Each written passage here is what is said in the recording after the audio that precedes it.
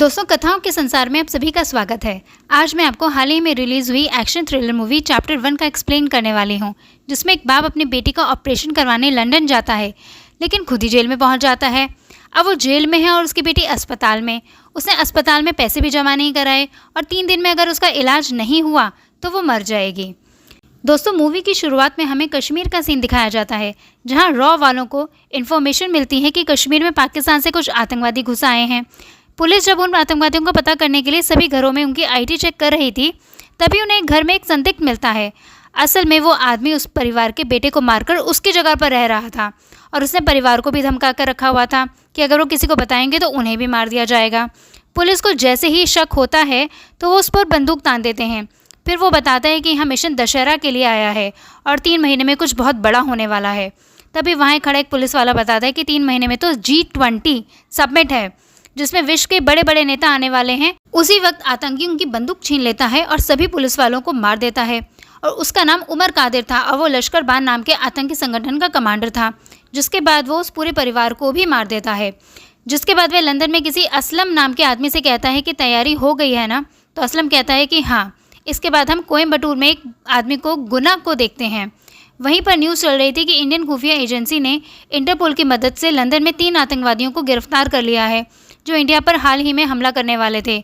गुना एक बैंक में था और यहाँ पर वह अपनी बेटी का एफडी तुलवाने के लिए आया था। जिसके बाद वो अपनी गाड़ी भी बेच देता है और उसकी बेटी के सर में किसी एक्सीडेंट की वजह से ब्लड क्लॉटिंग हो गई थी और डॉक्टर ने बताया था कि उसके इलाज के लिए 30 लाख रुपए लगेंगे और उसका ऑपरेशन भी लंदन में ही होगा। अभी तो फिलहाल वो सही है, लेकिन सिम्टम दिखने के 3 दिन के अंदर ही इसका इलाज होना ज़रूरी है। अब गुना 30 लाख रुपयों की व्यवस्था करके उन पैसों को हवाला के ज़रिए इंडिया से लंदन भेजता है, क्योंकि बैंक के प्रोसेस में उसे काफ़ी वक्त लगता और बहुत दिक्कतों का सामना करना पड़ता। वो उन पैसों को एक ज्वेलरी शॉप वालों को दे देता है और वो उसे एक 10 के नोट देते हैं और वो बताते हैं कि वहाँ एक नीरज नाम का आदमी मिलेगा, जिसे ये नोट दिखाने पर वो उसे सारे पैसे दे देंगे। अब गुना लंदन के उस हॉस्पिटल में पहुंचता है जहां उसकी बेटी का ऑपरेशन होना था। वहां उसे एक नैन्सी नाम की इंडियन नर्स भी मिलती है। अब जांच के बाद डॉक्टर बताते हैं कि उसकी बेटी का ऑपरेशन मंडे को होगा। गुना अब नीरज से बात करता है और उसे कहता है कि वह 2-3 दिन बाद आएगा पैसे लेने, तो क्या चलेगा? तो वो कहता है कि ठीक है, बस अब 10 की नोट ले आना। अब इंडिया से उसका दोस्त फ़ोन लगाकर उसकी बेटी सना के बारे में पूछता है और उसे एक इम्पॉर्टेंट इन्फॉर्मेशन देता है कि उमर कादिर अब लंदन पहुंच चुका है। लेकिन गुना कहता है कि मेरा इस इन्फॉर्मेशन से अब कोई लेना देना नहीं है। अब रात के वक्त जब नैन्सी अपनी ड्यूटी ख़त्म करके जा रही थी, तब उसका भाई थॉमस, जो उसी हॉस्पिटल में साफ़ सफाई का काम किया करता था, वो नैन्सी से पैसे मांगने लगता है। वो अपने पैसे तो नशे में उड़ा ही देता था और नैन्सी से भी पैसे लेकर सारे पैसे नशे में उड़ा देता था, लेकिन नैन्सी उसे पैसे देने से मना कर देती है। अब अगले दिन गुना जब कहीं से वापस हॉस्पिटल आ रहा था, तब एक जमाल नाम का आदमी उसका पीछा करने लगता है। वह हॉस्पिटल आकर देखता है कि गुना अपनी बेटी का इलाज कराने यहाँ पर आया था। तो ये बात वो तुरंत उमर कादिर को बताने के लिए फ़ोन करता है, लेकिन तभी ऊपर से गलती से एक शीशे का टुकड़ा गिर जाता है और वहीं पे वो बेहोश हो जाता है। अस्पताल में नैन्सी गुना से कहती है कि पैसों की व्यवस्था हो गई है ना, मंडे को सना का ऑपरेशन होना है, सना उसकी बेटी है। तभी वो उसे 10 रुपये का नोट दिखाता है और उसे हवाला के बारे में बताता है। ये बात वहीं बगल में खड़ा नैन्सी का भाई थॉमस सुन लेता है। दूसरी तरफ उमर लंदन पहुंचकर वहाँ की जेल में बंद अपने 3 साथियों को छुड़ाने का प्लान बना रहा था, जिनकी मदद से वो इंडिया हमला करने वाला था। अब शाम के वक्त गुना नीरज के बताए एड्रेस पर अपने पैसे लेने के लिए जाने लगता है। तभी उसके पास थॉमस आता है और वो कहता है कि वो भी उस तरफ ही जा रहा है। जिसके बाद वो बस में बैठकर कुछ गुंडों को फ़ोन कर देता है ताकि वो उसे 10 का नोट ले सके। अब अगले स्टॉप पर वो गुंडे आकर गुना से वो 10 पर्स छीन लेते हैं, जिसमें 10 का नोट रखा हुआ था, लेकिन गुना उन सभी गुंडों को पीटने लगता है। अब वो गुंडे वो पर्स लेकर वहाँ से भागने लगते हैं। ये देखकर बस का ड्राइवर पुलिस को फ़ोन लगा देता है। पुलिस वहाँ पहुँचती है और गुंडों को और साथ में गुना को भी पकड़ लेती है। गुना उन गुंडों से अपना पर्स लेने में तो कामयाब हो जाता है, लेकिन उसकी पुलिस से भी हाथापाई हो जाती है। उसके बाद उन सभी को जेल में डाल दिया जाता है। अब आज फ्राइडे था और कोर्ट मंडे को खुलेंगे। अब वो एक बहुत बड़ी मुसीबत में फंस चुका था, क्योंकि मंडे को तो उसकी बेटी का ऑपरेशन होना था। अस्पताल में ना दिखने पर नैन्सी गुना को फ़ोन लगाती है, लेकिन लड़ाई के दौरान उसका फ़ोन तो बस में ही रह गया था, जिसे बाद में थॉमस ने उठा लिया था। वो फ़ोन देकर उसे साइलेंट कर देता है। नैन्सी थॉमस से गुना के बारे में पूछती है तो वो कहता है कि उसे नहीं पता कि वो कहाँ पर है। उधर जेल की जेलर एक लेडी जिसका नाम सैंड्रा था। गुना उससे कहता है कि उसकी बेटी हॉस्पिटल में भर्ती है और उसे वहाँ पैसे जमा कराने हैं। वो कहता है कि मैं झूठ नहीं बोल रहा, आप हॉस्पिटल में फ़ोन लगाकर पता कर सकते हैं। इसके बाद वो हॉस्पिटल में फ़ोन लगवाती है, लेकिन वहाँ फ़ोन थॉमस ही उठा लेता है और वो बोल देता है कि वहाँ उस नाम का कोई भर्ती नहीं है। अब नैन्सी काफ़ी परेशान होती है और गुना वहाँ कहाँ चला गया। गुना को जेल में परमजीत नाम का एक इंडियन मिलता है जिसे 6 महीने की जेल हुई थी क्योंकि उसने अपनी पत्नी से छेड़खानी कर रहे लोगों को मारा था। वो कहता है कि अंग्रेज़ गलती ना होने पर भी हमें ही फंसा देते हैं। खैर अब उसकी सज़ा पूरी हो चुकी है और वो संडे को छूट जाएगा। परमजीत गुना से पूछता है कि वो यहाँ क्यों आया है, तब वो अपनी पूरी कहानी बताता है। उधर अस्पताल में सना काफ़ी रो रही थी क्योंकि उसे अपने पापा से मिलना था।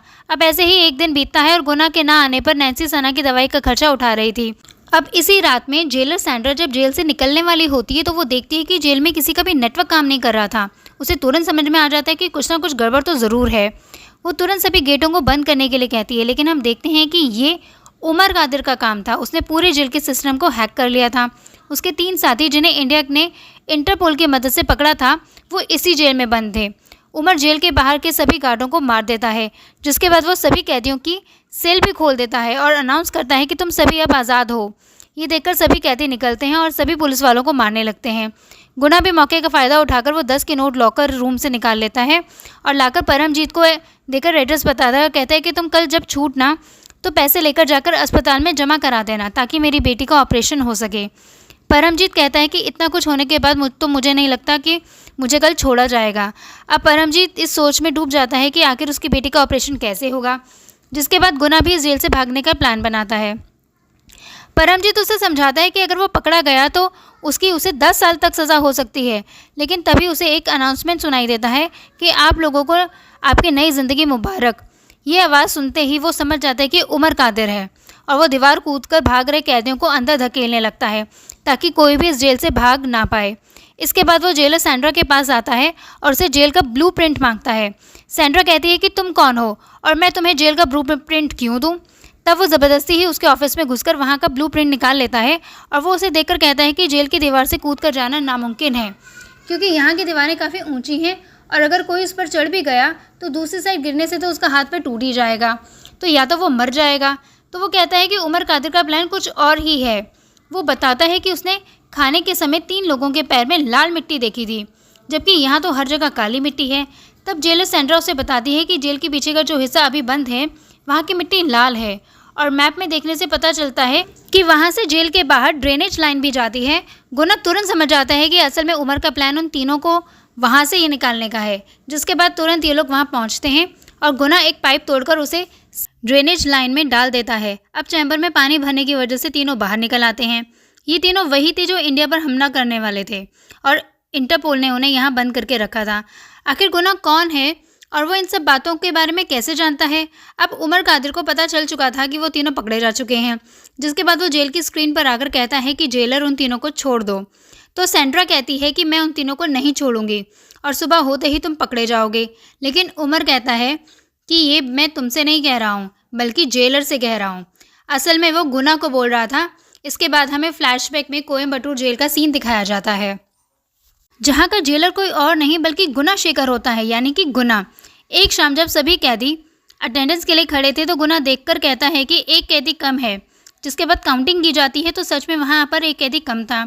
वो कैदी यहाँ से भागने की कोशिश कर रहा था पर गुना उसे पकड़ लेता है। उसका नाम बशीर था। जिसके बाद पहली बार गुना की उमर से बात होती है और उमर फ़ोन लगाकर गुना से कहता है कि तुझे जितने पैसे चाहिए मैं दूंगा, लेकिन बशीर को छोड़ दे। तब गुना कहता है कि वह आतंकवादियों से समझौता नहीं करता बल्कि उन्हें जेल में डालता है। ये लोग बशीर की फ़ाइल देखते हैं, लेकिन वो तो एक नॉर्मल के जुर्म के अंदर 6 महीने की सज़ा काट रहा था। गुना कहता है कि अगर इसके लिए पाकिस्तान से फ़ोन आ रहा है तो ज़रूर ये किसी बड़े कांड में शामिल है। इसके बाद ये लोग उसका नार्को टेस्ट कराने का फैसला करते हैं। अब रात के वक्त जब गुना अपने घर वापस लौट रहा था तो फिर से उमर का फ़ोन आता है और वो कहता है कि उसका नार्को टेस्ट मत करवाओ, लेकिन गुना उसका फिर से फ़ोन काट देता है। अब उसके दिमाग में ये बात चलती है कि उसके साथ का ही कोई आदमी उमर को खबर दे रहा है। इसके बाद जब बशीर का नार्को टेस्ट होता है तो पता चलता है कि उसका नाम तो अजमल है और वो लश्कर बाबर संगठन का मेंबर है, जिसका कमांडर उमर है। ये लोग G20 के दिन देश के 3 बड़े शहरों में ब्लास्ट करने वाले थे और वो उन तीनों को नाम भी बता देता है जो इस घटना को अंजाम देने वाले थे। उनकी ट्रेनिंग लंदन में चल रही थी। इसके बाद ये खबर इंटरपोल को दी जाती है और वो उन्हें पकड़कर वहीं की जेल में डाल देते हैं। अब गुना को पता चल चुका था कि उमर इंडिया का मोस्ट वांटेड टेररिस्ट है। अब एक दिन जब वो अपनी फैमिली के साथ एंजॉय कर रहा था तभी उसे फिर से उमर का फ़ोन आता, जिससे बात करने के लिए वह अपनी फैमिली से थोड़ा दूर चला जाता है। उमर कहता है कि तुमने मेरा ऑफ़र मानकर बहुत बड़ी गलती की है और अब इसका अंजाम भुगतो। इसी वक्त वहाँ पर एक बहुत बड़ा ब्लास्ट होता है जिसमें उसकी पत्नी ऑन द स्पॉट मर जाती है और बेटी के सर पर एक गंभीर चोट आ जाती है और उसी के इलाज के लिए वो लंदन आया था। इस घटना के होने के बाद गुना इतना टूट जाता है कि उसने अपने जेलर के पद से इस्तीफा दे दिया था। अब प्रेजेंट में गुना सेंड्रा से बताता है कि अगर ये 3 कैदी फरार हुए तो इंडिया के लिए बहुत बुरा होगा। सेंड्रा बताती है कि पूरा सिस्टम हैक होने की वजह से हम बाहर के लोगों से संपर्क नहीं कर सकते और सभी पुलिस वालों को भी कैदियों ने सेल में बंद कर दिया है। अब उमर अपने 3 कैदियों को छुड़वाने के लिए बाकी कैदियों से कहता है कि अगर वो जाकर किचन में काम करने वाले लोगों को एक एक करके मार डालें तो वे इसके बदले में उनके घर वालों को ढेर सारे रुपये पहुँचाएगा। जिसके बाद सभी कैदी किचन के लोगों को निकालकर एक एक करके उन्हें पीटने लगते हैं। उमर गुना से कहता है कि उन लोगों को छोड़ दो वरना हर 10 मिनट में एक मौत मिलेगी। अब किचन वर्कर्स को पीटता हुआ देखकर गुना हाथ में हथौड़ा लेकर जाकर उन सभी कैदियों को अकेले ही सामने करने लगता है, लेकिन सभी कैदियों से घेर लेते हैं। जिसके बाद परमजीत आग लगी हुई एक फट्टी उठाता है और सभी कैदियों को हटाते हुए गुना के साथ उन वर्कर्स को बचा लेता है। लेकिन ये लोग किचन में ही फंसे थे और कैदी उनका दरवाज़ा तोड़ने लगते हैं। तभी गुना के साथ सभी लोग मुंह में पॉलिथीन बांधकर किचन से बाहर निकलते हैं और सभी कैदियों के ऊपर मिर्ची का पाउडर छिड़कने लगते हैं, जो सभी की आंखों में पड़ते ही सभी कैदी तड़पने लगते हैं और ये लोग भागकर जेलर की कैबिन में आ जाते हैं। दूसरी तरफ हम जमाल को देखते हैं जिसके ऊपर शीशा गिर गया था। अब उसे होश आ चुका था और वो उमर को फ़ोन करके बता देता है कि गुना की बेटी यहाँ हॉस्पिटल में एडमिट है। ये सुनकर उमर बहुत खुश होता है और उसे अपने पास लाने के लिए कहता है। उधर अब सभी कैदी जेल के कैबिन का दरवाज़ा तोड़ने लगते हैं। गुना सैंड्रा से पूछता है कि वेपन रूम कहाँ है, तो सैंड्रा बताती है कि वो भी लॉक है। अब ये लोग वहाँ देखते हैं तो एक बंदूक शीशे में रखी हुई थी। गुना एक तार से एक हैवी चीज़ बांधकर उस कांच को तोड़ देता है। मैग्नेट की मदद से बंदूक को बाहर निकाल लेता है। अब सैंड्रा उस बंदूक को लेकर बाहर निकलती है और सभी के ऊपर अंधाधुंध फायरिंग करने लगती है, जिसे देखकर सभी पीछे हट जाते हैं। अब गुना सभी कैदियों को एक जगह पर जाकर बंद कर देता है और उधर जमाल फ़ोन करके उमर को बता देता है कि उसकी बच्ची मिल गई। उसका वीडियो बनवाकर वो जेल में चलवा देता है। ये देखकर गुना काफ़ी डर जाता है। अब उमर गुना से कहता है कि अगर तुम इन तीनों को छोड़ दोगे तो मैं तुम्हारी बेटी को कुछ नहीं करूँगा। तो गुना कहता है कि मैं अपनी बेटी के लिए हज़ारों जिंदगियां दांव पर नहीं लगा सकता। सैंड्रा कहती है कि हमें इन तीनों को छोड़ देना चाहिए वरना वो तुम्हारी बेटी को कुछ भी कर सकता है। तो गुना कहता है कि मैंने उसे बचपन से ही पुलिस की कहानी सुनाई है और ऐसी कंडीशन में उसे क्या करना चाहिए वो अच्छी तरह से जानती है। और फिर हम देखते हैं कि सना सच में जमाल से बचकर एक जगह पर छुप जाती है। जमाल ढूंढते हुए उसके पास पहुंचता है, लेकिन वो उसकी आंखों में एक सुई चुभो देती है और उधर सना को नैन्सी मिल जाती है, जिसे वो पूरी बात बताती है। दोनों उन गुंडों से बचने के लिए एक एम्बुलेंस में छुप जाते हैं। अब सना ना मिलने की वजह से उमर जमाल को अपने पास बुलाता है और हम देखते हैं कि ये लोग वही एम्बुलेंस को लेकर जाते हैं जिसमें सना और नैन्सी छुपे हुए थे।